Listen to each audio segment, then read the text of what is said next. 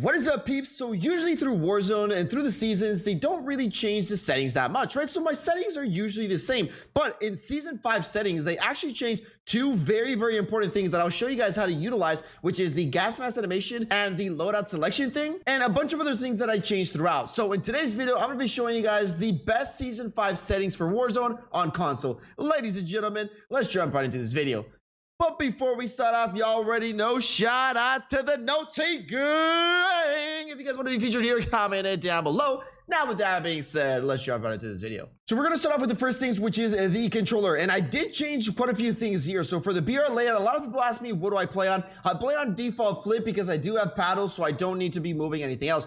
And I do play with flip. That means that I shoot with my L1 and R1 on the top of my controller. My stick layout preset default. Now, here is where I changed a couple of the things. Now, this one, sorry, remained the same. This was going to be 0.04 for my dead zone. But one of my subscribers called Dennis told me to change this up. The left stick max input dead zone, which is the one that you move with, change this to 0.35 or 0.50 depending, and you will feel like you are running significantly faster. I'm going to be making a video specifically on this pretty soon so you guys can see the difference and feel it, but just so you guys know, this is what I changed. The right one stays the same. My horizontal and vertical are 9.9. I feel I've been doing pretty good in this sensitivity. Sometimes it's a little bit on the slow side, but overall I can hit my shots are really good. My ADS custom sensitivity for zoom is this one. If you guys do have a different sensitivity, at least copy my different sensitivities between the zooms. So for example, my low zoom is 0.85, then my 2x and 3x are the same and they're 0.5 difference, and then everything from 4x all the way to the bottom is going to be 0.07 difference from the other one.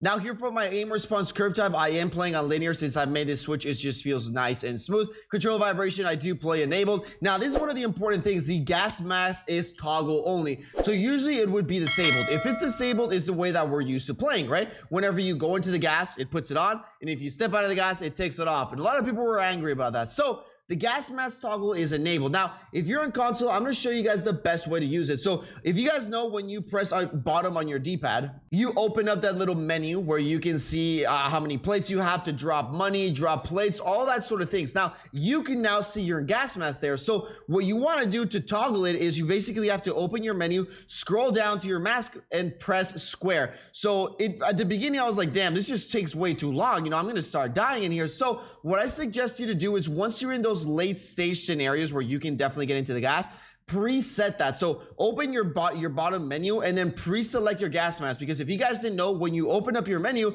it comes up pre-selected as the last thing that you had selected. So once you're in the gas and you want to set it up, the only thing you got to do is press down on your D-pad and press square, and then your gas mask will come up. So that's the easiest way to do it on console. Just remember to have it preset. It'll take you a couple games to get used to it, but once you get used to it, it is pretty easy. Next up for the aim assist, I do run standard. All of these are the same, ADS and melee, weapon mod exit. These don't really matter, except for this one. For the steady aim behavior, I do have toggle, and this has really helped me out a lot. When you're sniping, I only have to click it once, and then it starts holding my breath.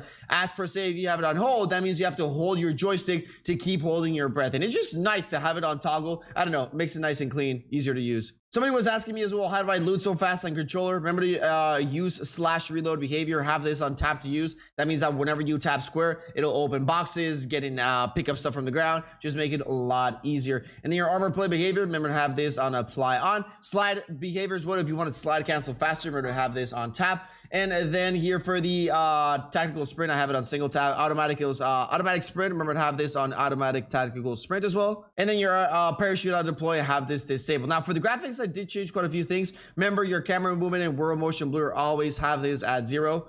And then all these is at 0 enabled. Now my brightness, I did raise it a little bit because they changed the way Rebirth looked. And I just noticed that they just released the Rebirth in the dark. So we're gonna have to see, you're gonna have to play around with this. Again, brightness really depends on your side, but you're really gonna have to play around with this. And again, the on-demand texture streaming, I've never really had an issue with this. So before, it used to kind of like always seem like I was playing on Play-Doh graphics, but I have it on standard quality. Might change to high quality again, probably doesn't really matter. But again, yeah, that's what I have it on right now. And then for the interface, I did change quite a few things. Again, I was using the Tritanopia colorblind setting and it was feeling good, but I went back to Deltatanopia, which is the third option right over here. And remember, your minimap, have it on square, minimap rotation, all this enabled. And this, again, I've said it before, but your kill feed duration, remember to have it at 30 seconds. That means that the kill feed where you can see your teammates' kills and your kills will stay there longer. And that way you can see if your teammates killed anybody else in that vicinity or anything like that. It's kind of nice to have it. And now this is one of the couple, they added 2 new things. This one was added last season, which is close buy station on purchase. That means that whenever you buy something, the buy station will automatically close itself. Now I have this enabled because most of the time I'm only buying one thing, like one loadout, one teammate, one UAV. But again, if you do want the buy station to stay open, just have it disabled. And this is what we were having an issue is.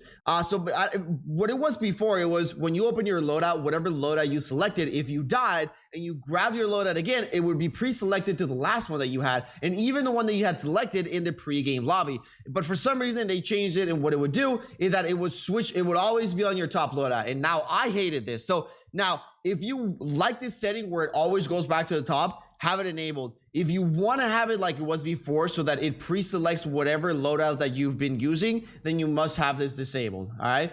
And then for the tech shot, all this, I have it enabled, disabled, in-game icons, enable them all. For the audio, I use boost high. Remember that it depends on the kind of headphones that you have. Go with either boost low, boost high, or boost, and then just test them out. Master volume, I have it as 20. It will significantly reduce all the external audio that you don't want in the game, but it will really help you out with the footsteps. Next up for the dialogue volume, I have this at 15. Music at 0. Effects, always keep this at 100. Cinematics doesn't really matter. Juggernaut music does not really matter. Hit marker sounds, you use the classic if you want a nicer, clean hit marker sound. Mono audio, and this one does not matter at all. And as well for the people that if you play with friends that have echo or a lot of background noise, go and tell them to open options, audio, and go here into open mic recording threshold and set this to 15, and that should reduce the echo. Voice chat volume, since I did raise my master volume, I did have to lower this one, so I lowered it down to 40, and then my microphone volume stays the same. Remember to set this disabled in 0 if you are a streamer and you don't want to hear any music or anything like that in your game. And as well for account, a lot of people still have that issue where they accidentally join friends. Somebody invites them and they join while they're in the game. If you want to prevent this from happening, go into options and then in account, and then where it says social notifications, have this disabled. And if you guys are a streamer, you don't want to let other people see your names or the people that you're playing against, have this enabled, and it would just change everybody's name. Ladies and gentlemen, that was it for the settings. Hopefully you guys did enjoy my best Warzone Season 5 settings for both Rebirth, Resurgence, Fortunes, Caldera, whatever you play, specifically on controller. Let me know any settings that you have different compared to mine. Peace out, everybody, and I'll see you all in the next one.